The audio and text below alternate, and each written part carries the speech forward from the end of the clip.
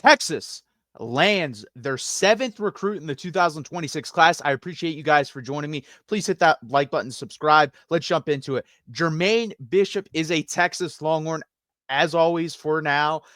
In this NIL era, I think I have to say that. But anyways, this guy is phenomenal. 5'11", 155 pounds athlete. He's been doing it for a long time, guys. And what I mean by that is he is a varsity athlete since his freshman year, not in one, not in two, but three sports: track, football, and basketball. This guy is a phenomenal athlete, one of the best athletes probably in the whole country. 247 has him as a 5-star. The composite overall has him as a 4-star athlete.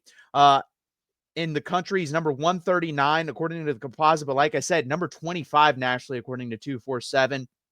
And then one of the best overall athletes in the country, 3,000 yards total and 35 touchdowns in the last 2 seasons between his sophomore and junior campaign.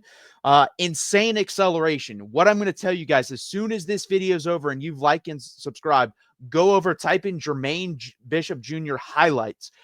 Insane acceleration, insane dead leg, insane speed. As soon as he catches the ball, he's able to make the first man miss.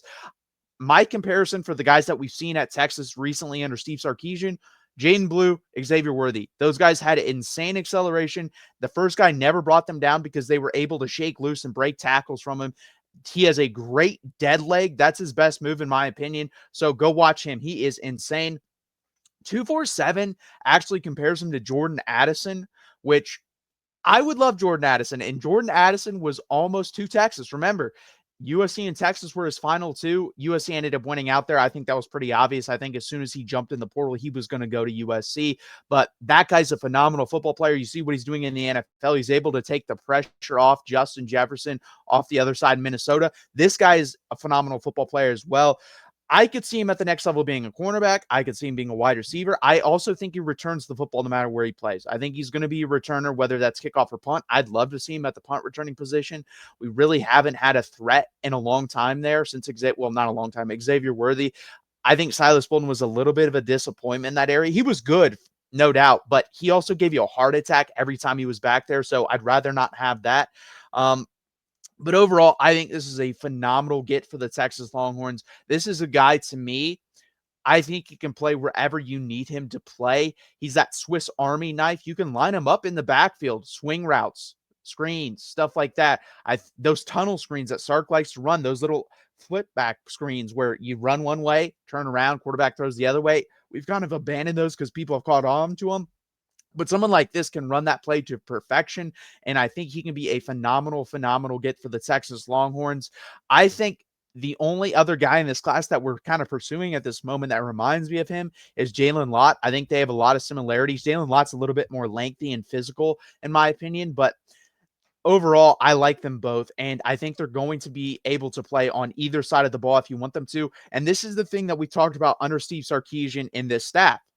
They want versatility, whether that means if you're going to play on the other side of the ball. Let's say he's a cornerback, guys. If he plays cornerback, he can play nickel. He can play, I think, outside a little bit. Do I want him there primarily? No, but 5 to 7 snaps not going to kill you. I think you can put him out there. I could see him being a safety as well if he beefs up enough and puts on a little bit more weight, also grows a little bit. I think he could be Jelani McDonald. I really think that. So I really like this guy. I think he's a phenomenal football player, an all-around talented athlete, and we can use him wherever need be on the offensive or defensive side of the ball. I also don't think this interferes with Jalen Lott.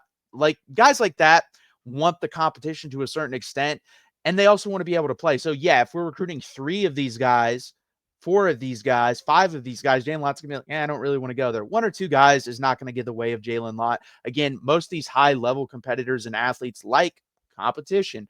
So I don't see that as an issue here. But this guy's a phenomenal football player. Texas lanes are 7th, and we're already ahead of pace, guys. Like, remember, Gerald and I talked about this on the live show. Texas, about this time, the last 4 or 5 cycles, was about the 5 mark.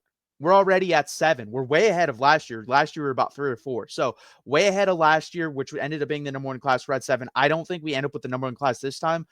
I think we're going to end up with the top 4 class. I think we're going to do a little bit better than the top 5. So overall, I think Texas is in a phenomenal position. And I think this guy's a really good football player. You took him away from an SMU. You took him away from a USC, which has been hard to do. USC has been doing a phenomenal job on the recruiting trail. Now, do I think they all stay with USC? No, because we saw that last year as well. They didn't stay with USC.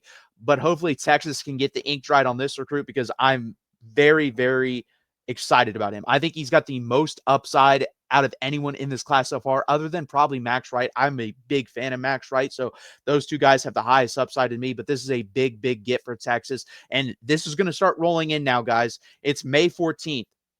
June, July, August, big recruiting months for football. And we're going to have a couple July 4ths. We will be here for that. So please, guys, stick around for that. Please hit that like button. Please subscribe down below. It really helps out the channel. And welcome Jermaine Bishop to the Texas Longhorn family. We really appreciate you guys being here. Join us every Monday night at 8 p.m. Eastern time. Thank you, guys, and hook 'em.